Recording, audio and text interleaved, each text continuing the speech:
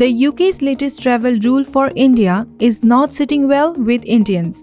The country has ruled that vaccinated Indians who have taken Covishield manufactured by the Serum Institute of India will have to undergo self-isolation for a period of 10 days. This is because, according to the UK, Covishield vaccine is not approved, and hence travellers vaccinated with this will be considered unvaccinated. India currently features in the amber list of countries according to the system created by the UK.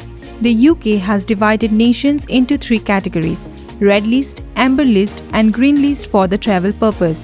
Harshvardhan Shringla, the Foreign Secretary of India, said in a statement, have raised the discriminatory nature of UK vaccine recognition for AstraZeneca, but not Covishield. Discussion on, but if they do not satisfy us, we would be well within our rights to take reciprocal actions. While the UK has decided to relax rules for people vaccinated with 2 doses of Oxford AstraZeneca vaccine, the country has disapproved of the same vaccine that is manufactured by Serum Institute of India, Pune.